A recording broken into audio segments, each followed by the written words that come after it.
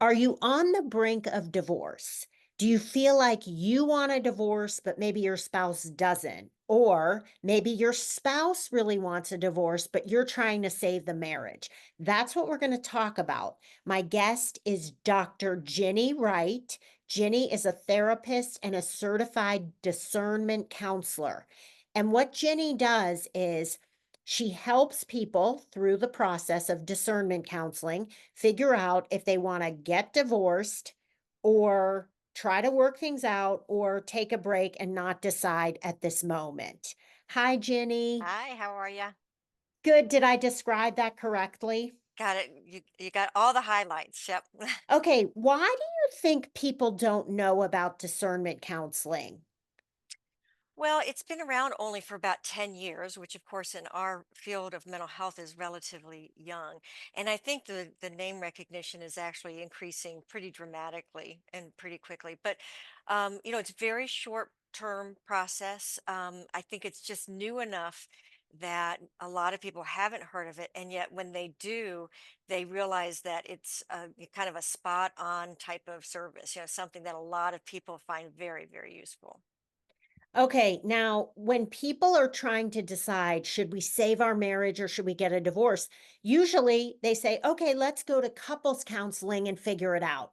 Tell me why this is different than couples counseling and why counseling is so much better for this kind of issue.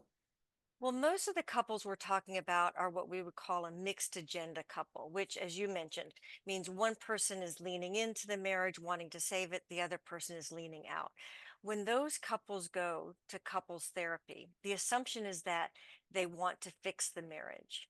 And in the situation within a mixed agenda, mixed agenda couple, 50% of them don't want to fix the marriage, or at least they're not sure they want to.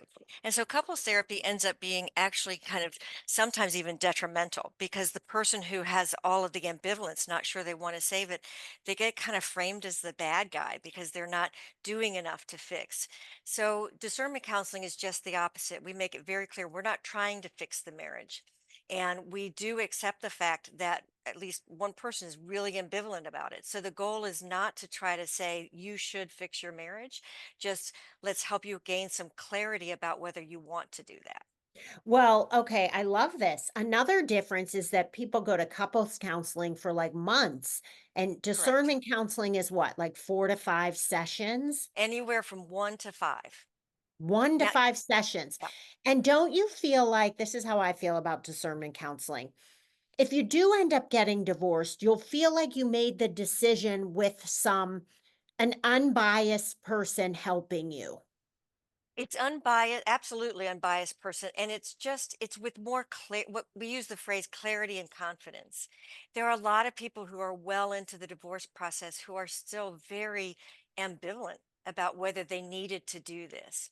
And it doesn't mean at the end of discernment that both people agree about the divorce, but even the leaning in spouse, one who would like to save the marriage, they feel more confident that this is the direction it's going, even if they don't like it, and they have more clarity about how they got to that place in as a couple.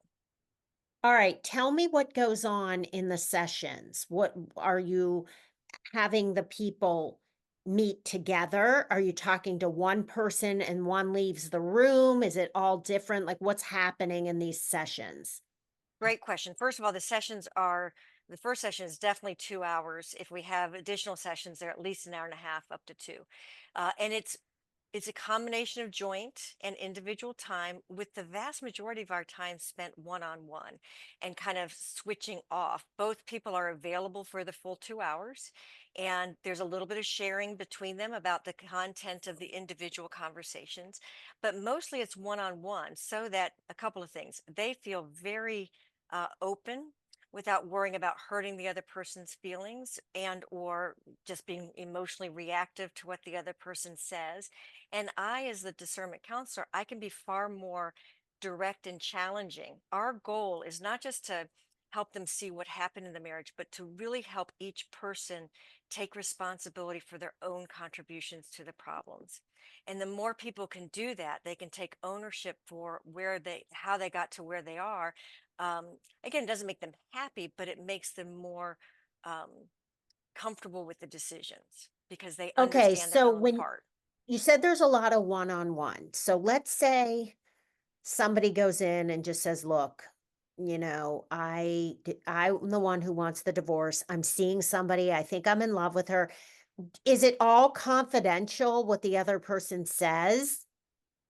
The rules of confidentiality are different in discernment than in couples counseling. Most couples therapists will require openness. They won't hold any either person's secrets. In discernment, we can. We'll still probably encourage them to share, but we can hold more because we're trying to get them past the crisis and whatever it takes to get past the crisis and onto a more permanent path is what we do. So if someone were to say that, look, I'm going to be talking to them about the difference between affairs and long-term relationships and marriages and whatnot, and challenging them to not have an idealistic view of what they think they're going to be heading into if they end their marriage. And I'm going to be for sure encouraging them to share, but I'm not required to, and they know that. Okay, very, very good to know because somebody might just be going to discernment counseling to appease the spouse and they're leaning out, really leaning out. What do you think about that? Is that like don't bother or that's a good Well, thing? so It could get the other person to the same place. yeah, although if the person has already made the decision to leave, and we do before even meeting with the couple, I have one-on-one phone conversations, like 20-25 minute phone conversations with each of them separate. And I'm screening for fit for the discernment process. And if the leaning out spouse has made the decision to end the marriage, then it's really not a good fit for discernment. And at some point it becomes unkind to the spouse to act as if there's a chance, if there's really not. So Yeah. in that case, I might encourage them to see a different kind of therapist, maybe even a divorce coach, somebody who can help them, you know, kind of navigate the waters of telling their spouse about their intent to end the marriage. But I would not start a discernment with that person if it was clear that they knew that they were going to end the marriage. Okay, now here's a question I bet everybody watching this wants to know. In your practice, and you've been doing this for what, how many years? About seven-ish, like 6, 7, Okay, somewhere in 7 there. Yep, years, so you've seen dozens of couples, if not hundreds. right. Okay, what percent of people get divorced? What percent of people decide to work on the marriage, and what percent do you not really know what happened? Or do you always know what happened? Well, we know what happened in the last we know where things got left. That doesn't necessarily mean that we know what ultimately happened. So there was a study quite a few years ago about this very question: what is the breakdown? And my numbers, because I track it, are always really, really close. It's amazing. About 47% of couples decide to try therapy. And a slightly lower number, I think it's like 42, decide to go the divorce route. And the remaining 12, 13, whatever it is percent decide to kind of postpone the decision and do what we call path one, which is to neither divorce nor seek therapy. And it's interesting, even for those couples, though, they feel so much less conflicted as they live together and go through life, right? Because they've made this very conscious decision. They're not just defaulting to it or avoiding the problem or ignoring it. They have decided that there's good reason to neither divorce nor pursue therapy. Okay, now that does sound kinda like 50-50 to me. It's I mean, close. pretty close. Okay, now, do you ever have couples that say, "Well, Ginny, we wanna keep seeing you as our couples therapist." Do you do that? I do sometimes, and I would say most discernment counselors probably do. I tend to not because I'm interested in really developing my discernment counseling practice. And when couples decide to do therapy, their commitment is to a 6-month minimum, all Mhm. in, preferably weekly. So if you're doing a decent amount of discernment and you get 50% of them going to couples therapy, you get busy really fast.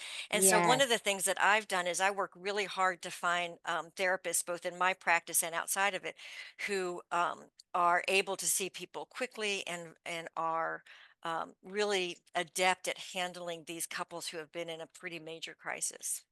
All right, now you have to remember when people come to me, like people just who listen to the podcast, who email me, or who sign up for my free consult, I hear, oh, we went to counseling and it was a terrible experience, not discernment counseling, couples counseling. And Mhm. they'll say, our counselor was horrible. I can't even count the number of times I've heard that from people. Why do you think couples counseling is not successful? I would say most of the time. Is that accurate? Yeah, it's so interesting. If you go online and you look how successful is couples therapy, you're going to see wildly high numbers. And you think like 90% effective. And you hear it, but Oh, you and we talk to our friends and to people who call and that's not what we're hearing at all. And the difference I believe is the difference between an academic study, where they're only including people who stick with therapy for a certain length of time, right? Or there's just a lot of natural kind of weed outs in an academic study. In real life, my guess is it's closer to 20%. And that's just a number I'm throwing out there. I think one of the reasons that it doesn't work is the very thing we were talking about a couple minutes ago. It is often driven by one person in the couple.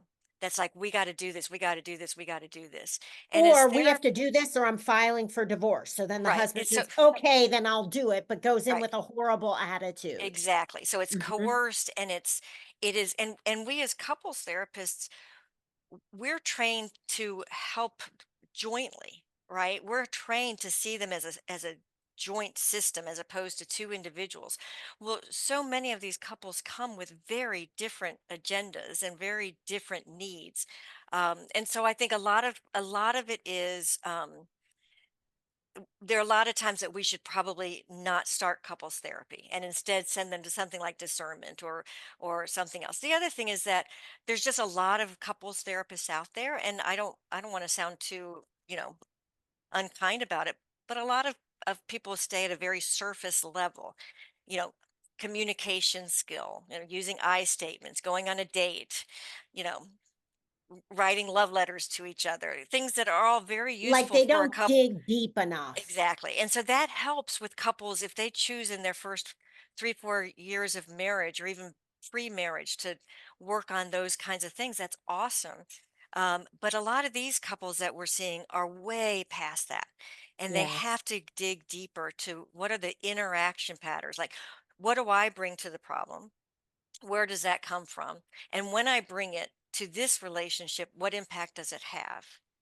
And the other person's doing the exact same thing, and pretty soon they can see how their two individual experiences and personalities and whatnot really play off one another. And if couples are really willing to do that in an empathic and open-minded way, then you can make some progress. But most couples therapists probably don't get to that point, either because it's not successful fast enough and so people get tired and they leave therapy before it can be useful, or just because they never get past that surface level. Ginny, thank you so much for your interview. Thanks for taking the Bet. time. If you are watching this and you like what you heard, Ginny can be found in the trusted professional section of Divorce Girl Smiling under Discernment Counseling or at lwadiscernment.com.